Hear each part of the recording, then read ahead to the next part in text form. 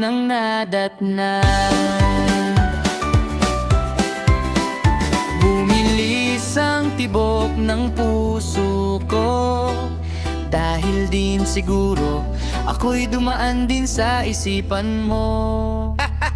Ngayon 1 year ka nang hindi online, cute mong mukha di na nasilayan. So please, please, please naman, sa Roblox ika'y magparamdam, kahit man lang sa isang minuto. Pag ika'y muling nakita ko,